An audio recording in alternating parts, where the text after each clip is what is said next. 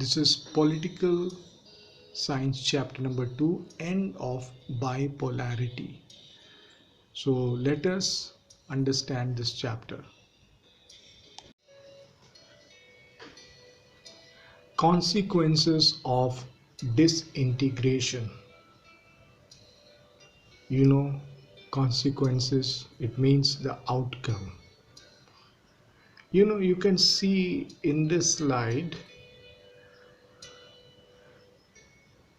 that three important consequences are mentioned. Okay. End of Cold War. We learned this thing about Cold War in our previous lesson. Okay. The Cold War situation started from 1945 to 1991. In 1991, USSR disintegrated. It collapsed. So one of the most important international consequences which it brought was the end of Cold War. The end of Cold War. Now the world was left with only one superpower, that is USA. Therefore, after 1991, we see unipolar world. We see unipolar world where only one superpower is controlling the affairs of the world.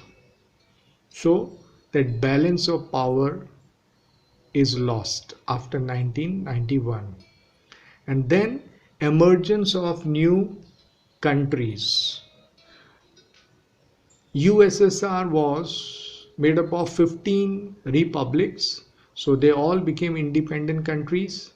In the same way, in Eastern Europe also, some countries they became independent, some countries they were divided into 2 or 3 and they all become independent nations.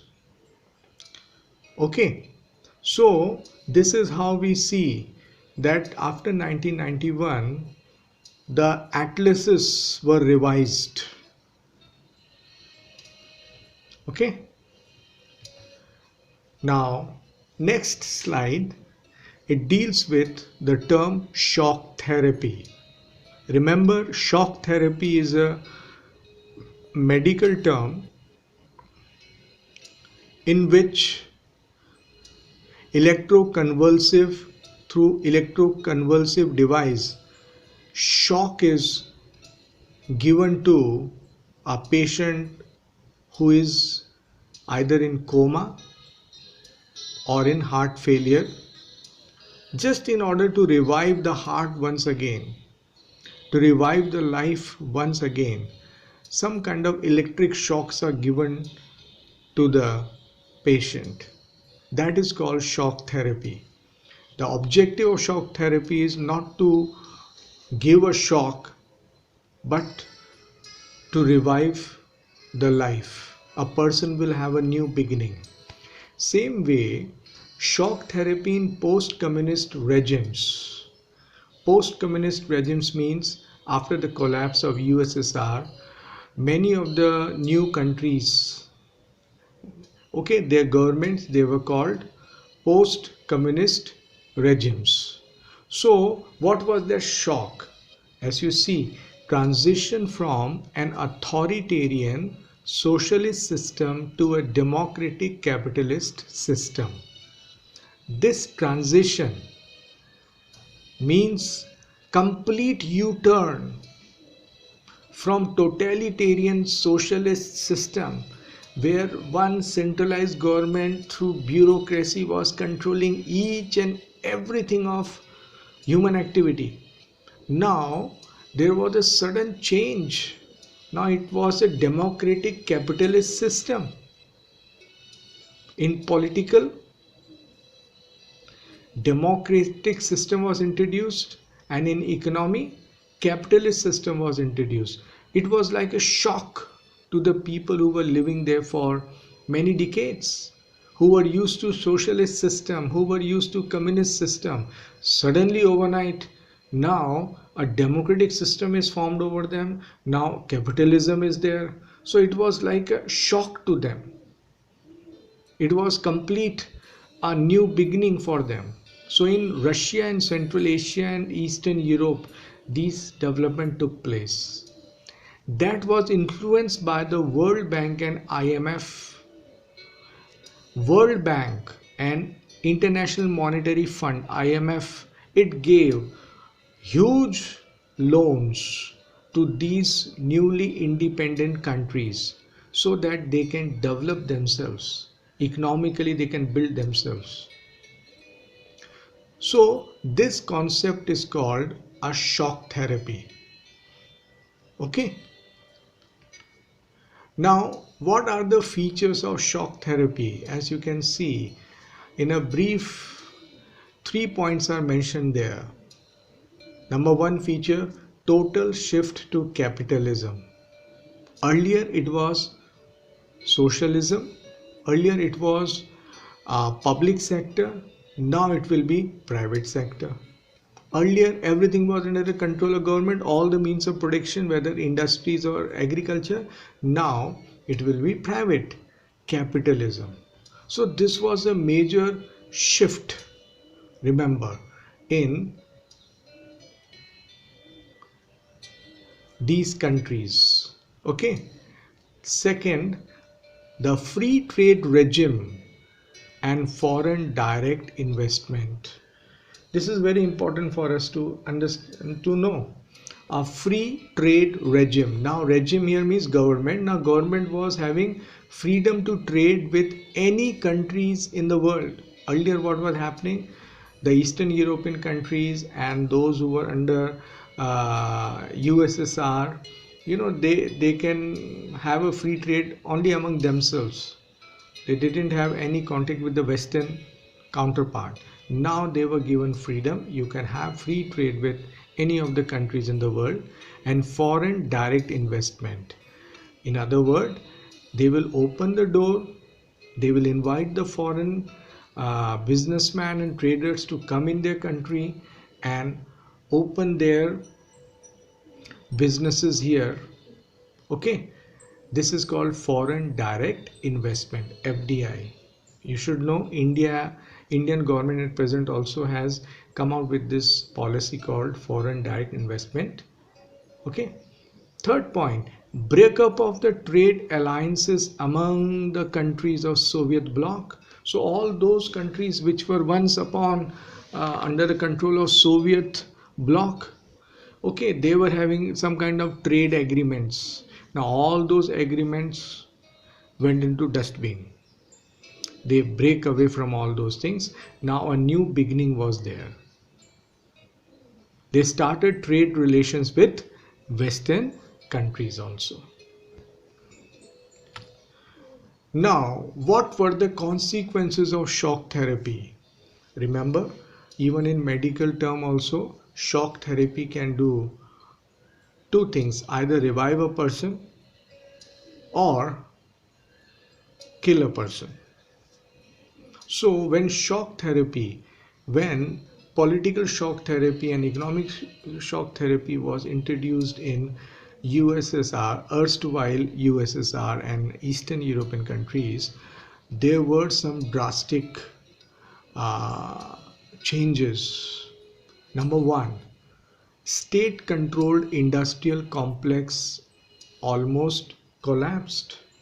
We all know that the economies of these countries, including that of Russia, were ruined.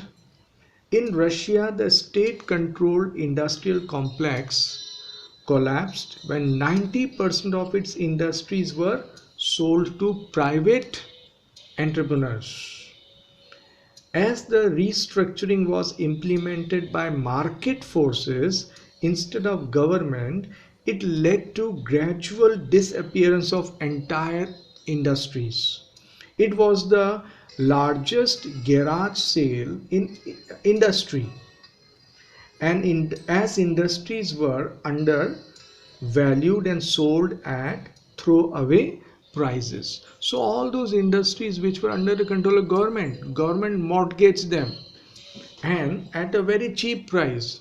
So many industrialists and businessmen, they purchased those big industries at a very cheap price. Okay. High inflation, that means price rise. There was high inflation, unemployment situation grew. Okay, and you should know food security collapsed. The value of Russian currency, ruble, declined considerably. People lost their savings due to inflation. Collective farming system collapsed, leaving people starving for food. The old trading structure collapsed and GDP of Russia went down.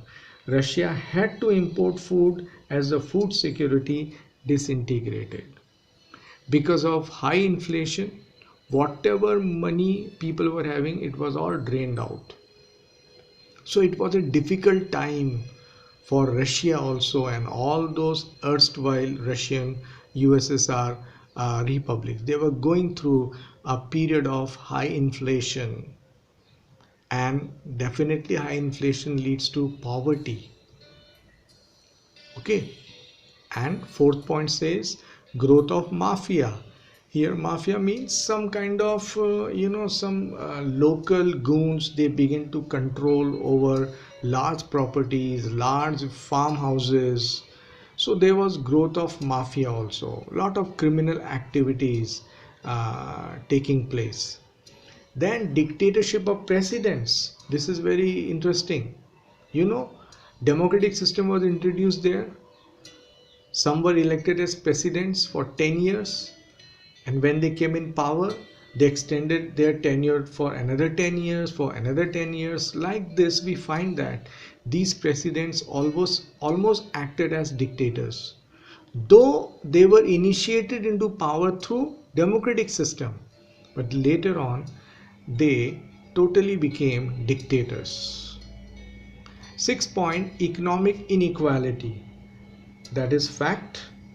There was economic inequality. The traditional system of social security and welfare of all came to an end. Government withdrew security, made large sections of society poor. Rich started controlling economic activities. Introduction of privatization increased the gap between rich and poor in post-Soviet states including Russia. Greater disparities of income and wealth existed now as compared to the past. So these are the consequences of the shock therapy. Okay, another important thing I want to share with you is that this shock therapy made about half of Russia, 1,500 banks and financial institutions bankrupt. Due to it, the money of about 10,000 corporate and private shareholders was lost. It even included the money of account holders. So this shock therapy, it came, it was there, it has its plus point, minus point. Most of the points were minus because people were not prepared for such big transition which they will going to face.